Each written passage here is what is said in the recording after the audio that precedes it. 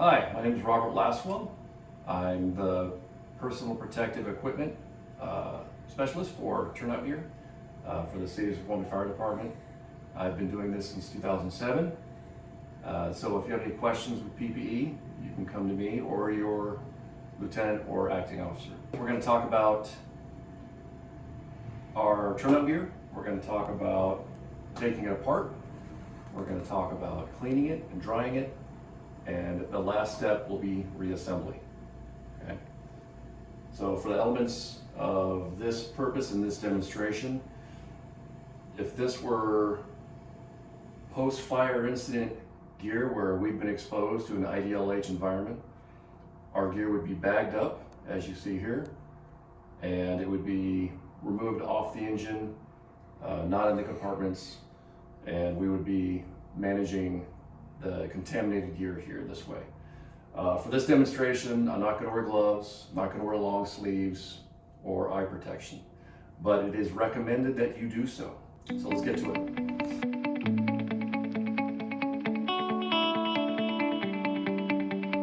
So we've got our elements removed from the bag. We're going to break down these components into washable piles. We're going to remove our boots, set those aside separately. Coat and pant go together. We're going to remove all our personal items from our pockets and any other areas where we have them clipped or attached to the gear. We're going to take the hood off of our helmet. Our gloves go in a pile.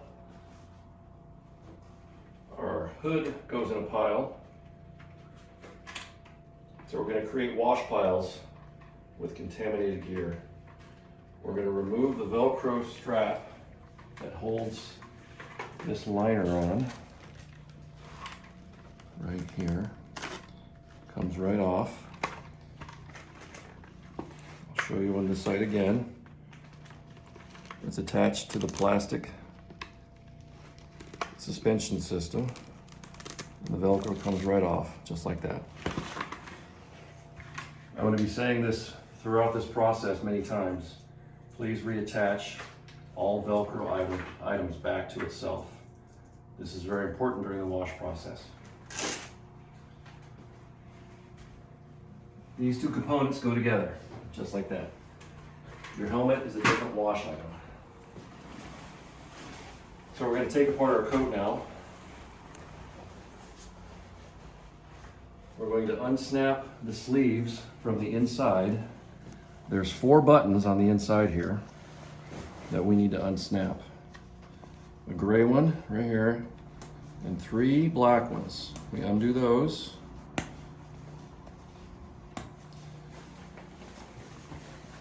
And also we undo the Velcro attachments at the neck. Some of these will be buttoned, some of them are Velcroed. This one happens to be Velcroed. We're going to undo the button snaps all the way around, separating the liner from the shell.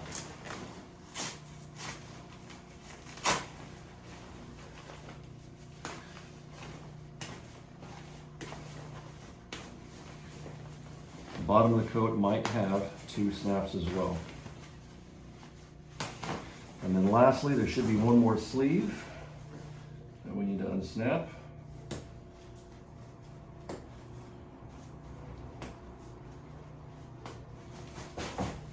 And it should just come right out. Like that.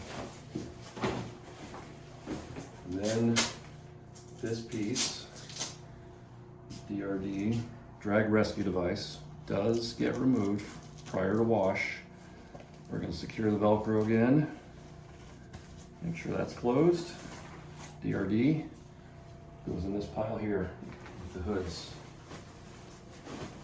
Now we're going to resecure the Velcro on the shell.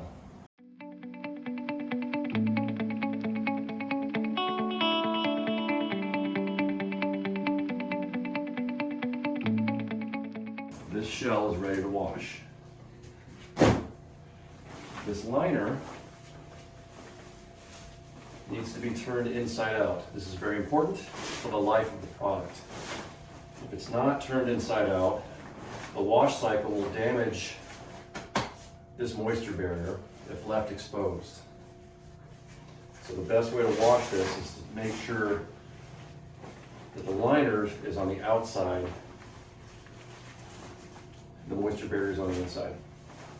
There is no attachment point to keep it closed, so that is ready to wash the way it is. That is a separate pile. The pants are virtually the same. We undo the buttons around the waist.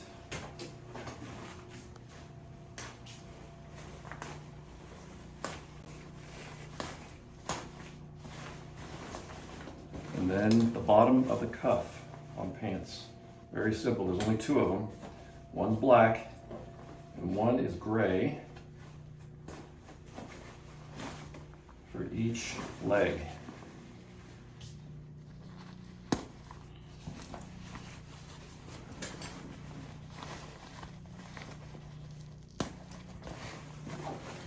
After all the buttons are released, they should just come right out. Just like that.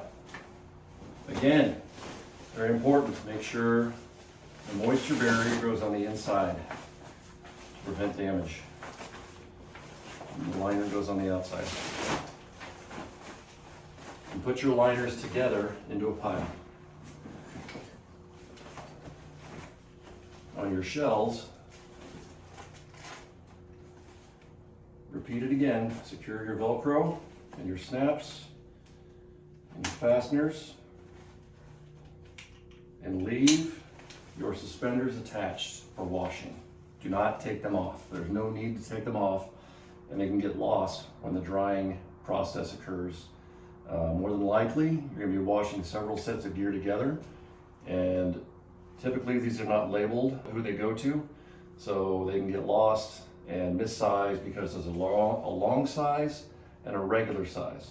A person who's shorter in stature doesn't need a long size set of suspenders, and vice versa. So make sure to leave these attached.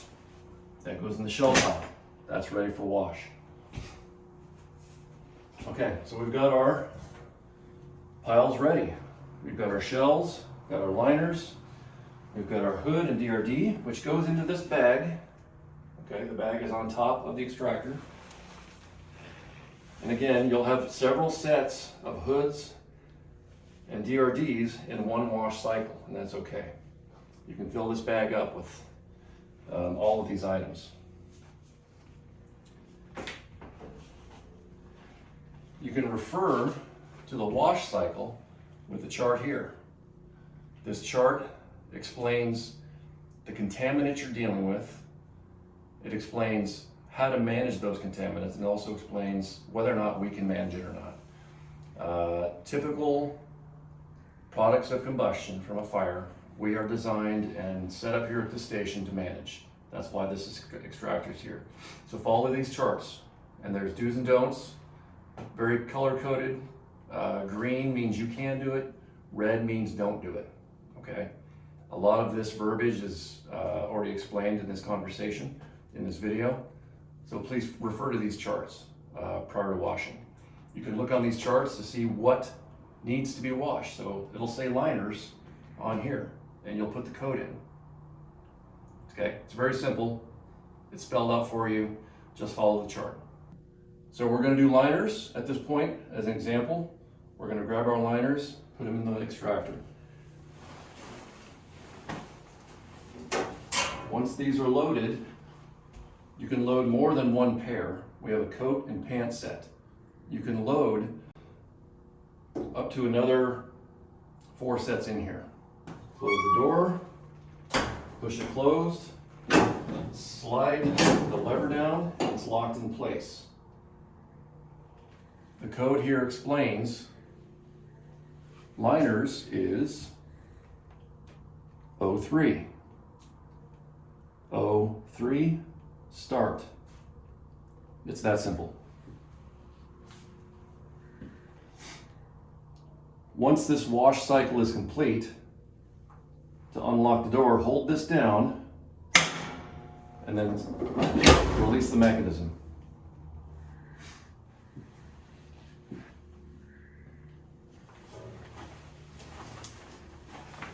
Take your washed items out and hang them to dry on the rack.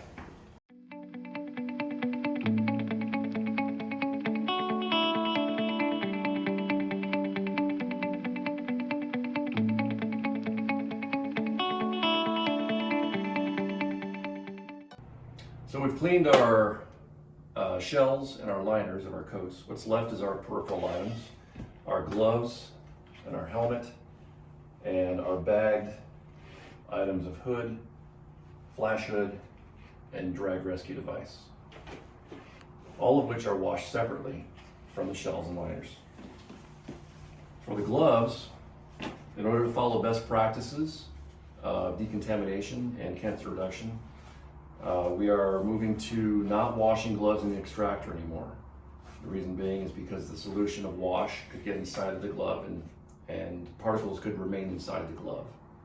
So we're going to move away from that and we're doing a hand wash system as spelled out in NFPA.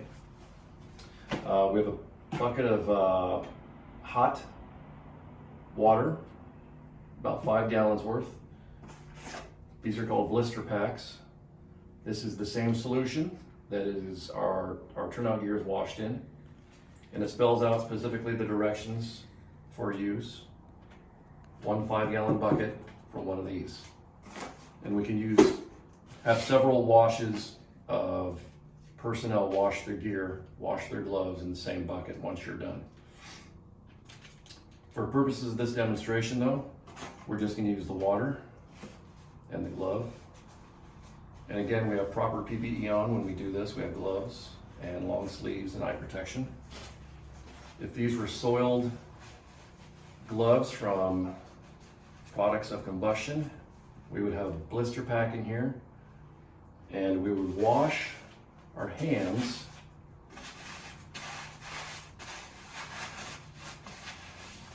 similar to the way we're washing these gloves. We scrub our hands together, scrub the outside of both hands, in between the fingers, the thumb, and do a very thorough scrubbing of the glove inside the wash solution. Once we're satisfied of the wash, we can take our gloves with detergents on them. We go to the sink, turn on hot water, and let the hot water run over our gloves and do a rinse in the same fashion. Washing all surfaces of the glove, the thumbs, the fingers, in between, until we're satisfied that the detergent has been removed. One note is to make sure not to get the detergent inside the glove when you're washing. Pretty self-explanatory, okay? Once that's done, we can remove the glove and place it on a rack for drying.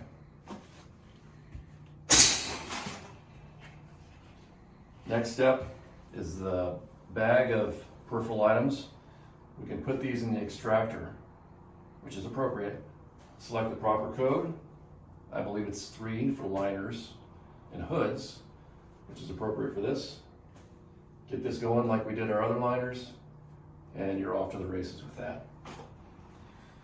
The helmet, in a similar fashion, would be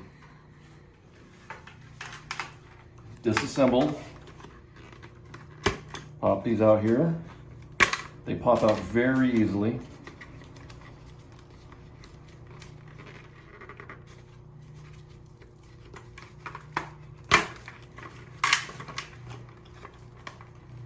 So we've taken out our suspension system, and all we have is our shell. There's a foam impact liner on the inside of the shell that gets removed. Now this helmet's ready to be cleaned. We can take this helmet and dip it in the same bucket of solution and wash, and have a scrub brush and scrub the heavy elements of combustion off. Rinse it off in the sink just like our gloves. Rinse off the inside, and you can set it out for drying. Once the element's dry, you can put it back together just like you took it apart. It's important to remember how you took it apart, okay? Impact liner goes in evenly and securely, like so. This item, you can also wash with the same solution, but I would use a clean solution, not one that's contaminated. This whole suspension system gets washed and rinsed as well. And the reassembly is very easy. Ratchet on the back of the head, and the suspension system goes on top, and everything just clips back in.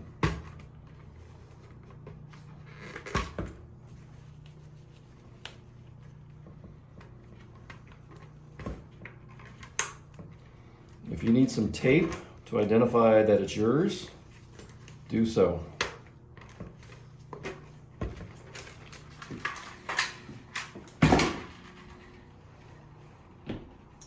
That covers the wash system. Our boots are also part of the peripheral item that we do need to maintain and wash, and we're going to wash it just like we do our turnout gloves. We're going to take a dirty soiled boot. We're going to dip it in the solution as best we can. We're going to scrub the soiled elements off. Then we're going to do a rinse in the sink. And again, we don't want the detergent to get inside the boot.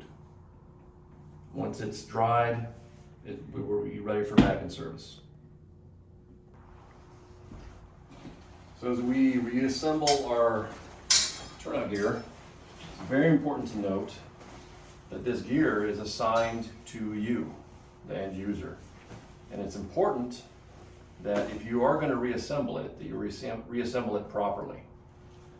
There's a number associated with your coat liner and your coat shell. It is a handwritten number that I put in when I received the product brand new. The gear is tracked from the time it gets here to the time it's retired in 10 years. It's called cradle to grave tracking, and we track it with our own numbers. So keep in mind, the handwritten number is ours. This barcode number here is not our number. This one here is. This one's not. This one is. Not. Is. Not. Is. Okay? So we have 035 here and 035 here. This shell goes with this liner. Also, important to note, once we wash the gear, we document the wash on the form. This is all part of the cradle to grave process, and it's required through NFPA for the life of the gear. To put the coat back together, we need to lay the coat out either on the floor or on a table. We're doing it on the table here for these purposes, but on the floor is just fine. Lay the coat out. Find the tab that is knit and has seams. Okay, that's the tab that sticks out the top of the coat. And the ID tag, because that will be facing up and looking at you when you reinstall it. Lay it out flat on the coat. Open this flap. Reinsert the knit tab. Feed back through this Velcro device. It locks it in place. Take out the slack. Tuck the tab up under the protective cover and then fold back over. And it seals over and makes a nice little package there. And this ID tag should be facing up looking at you. If you would like, put your initials on here so we know who it belongs to. Many instances you're going to have several sets of gear that goes through the wash together, and you're going to need to identify your strap with your coat. It's very specific. So make sure you do that. Put your initials on there or do what you need to do, okay? The way this is laid out, you have two sets of binders. One goes up at the top near the neck, the other one goes down around where your mid-back is. Okay? We line those up and make big loops.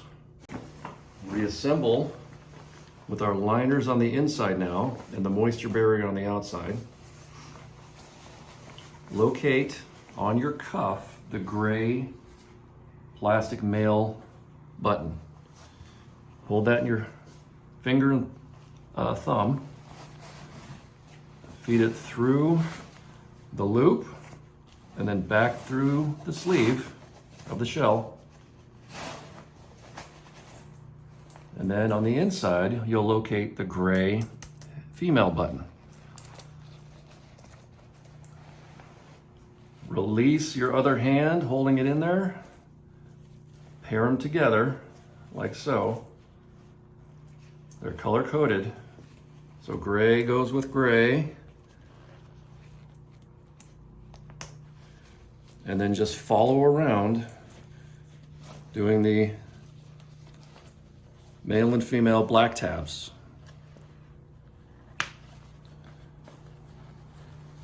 And make sure they line up.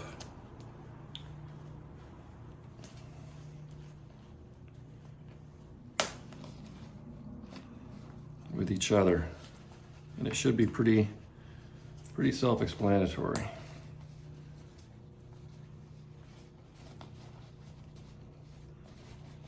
Oop, there we go. There we go. I had to miss one. I had to realign it. If you miss one, go back and check. If it doesn't realign, you can find out why pretty quickly. And they all line up pretty easily.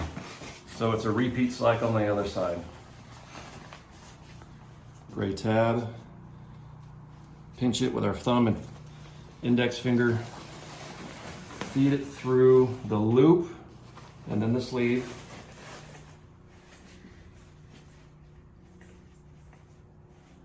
Locate the gray female tab. Line up the two together.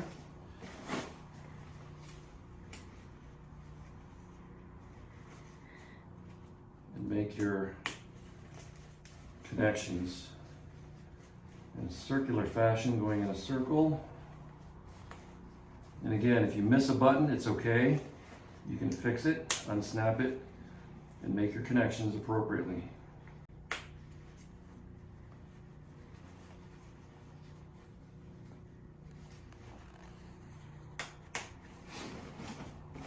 Globe uses a snap system and very little Velcro.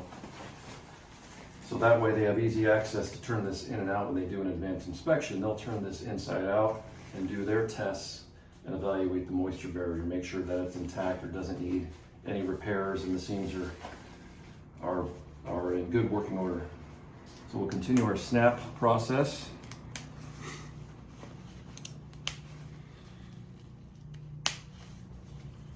All the way around. Some coats have them on the bottom,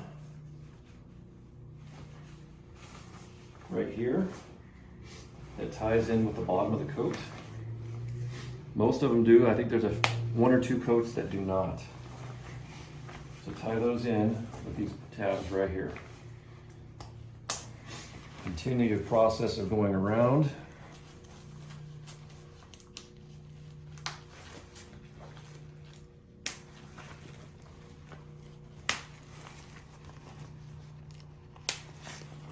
Okay, like I said, some coats have Velcro and some are snaps, depending on which model you have, but it's a Globe product.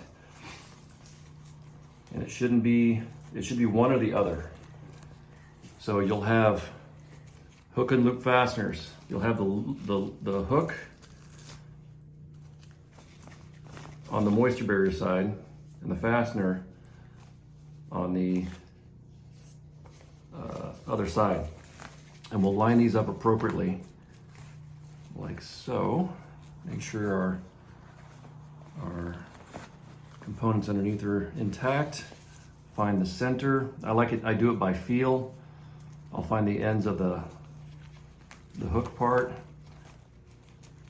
line it up with the loop side of the Velcro on the inside, and the liner part has a hanging device. It lines up with the center seam here, and it all just goes back together nicely.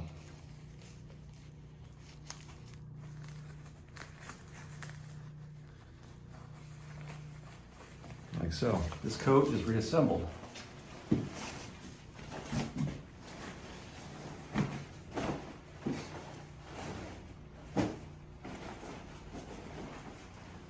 So once you put your own personal items in the pockets, you should be good to go back in service with the coat. Pants, much simpler, much easier assembly.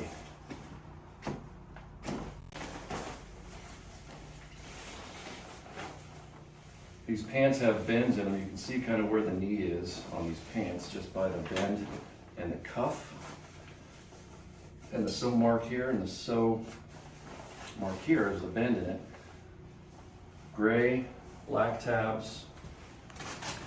And this is the right leg compared to where the gusset is for the crotch on the pant. Look down the right shell. Again, the same thing. Male and female snaps of the same color.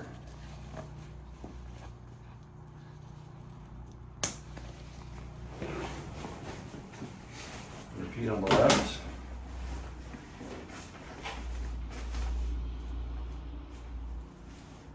Gray and black color coded.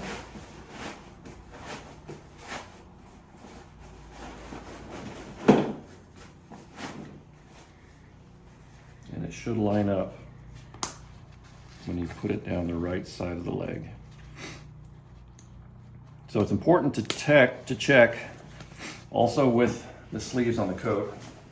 I need to mention this because it has happened on before on prior occasions, that when we put the leg liner down the leg shell, that we do not put a twist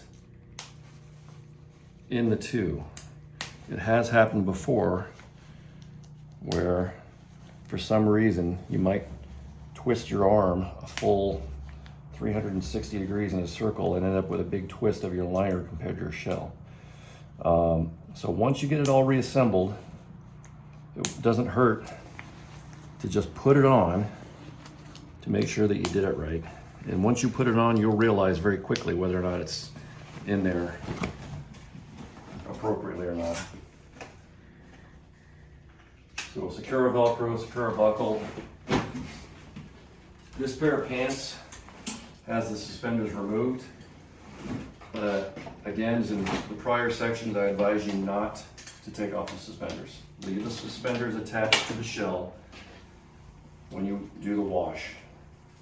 It's not going to hurt any of the product or the elements to wash them together.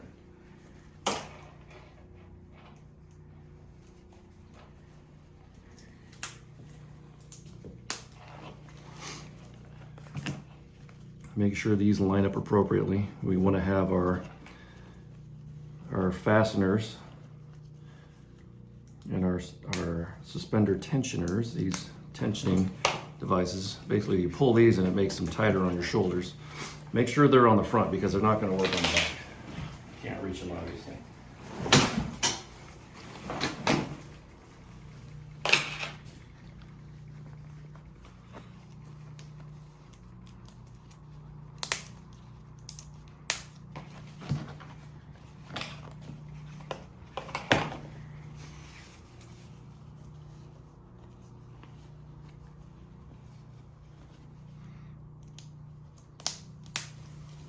And that's it. So now, as I said, put these on. Make sure the liners are in line with the shells. And also repeat with the system here. Make sure your liners are in line with your shells on your coat. And they should be for the most part. that set's ready for service. We're attaching our helmet liner that we washed. It reattaches the same way as we took it off, okay? Yellow on the outside, orange on the inside. It's kind of self-explanatory because of the Velcro. Needs to line up with its opposing attachment point underneath here, right there. That's the soft part, and the hook part attaches there. This right here attaches to the plastic right here. It goes in like this. It loops around and Velcros on itself. Right there. Just repeat the same process on the other side.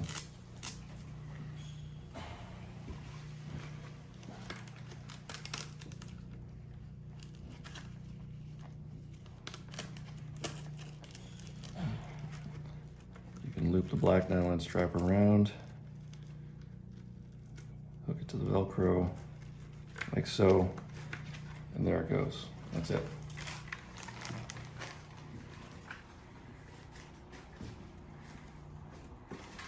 That's it. So this completes all of the sections we've covered. Disassembly, washing and then drying, and then reassembly of the turnout gear. Okay? If you have any questions, you can contact me via email or personally, but I prefer email just so that way I have a way of tracking the conversation, what needs to be done. So other than that, thanks for watching.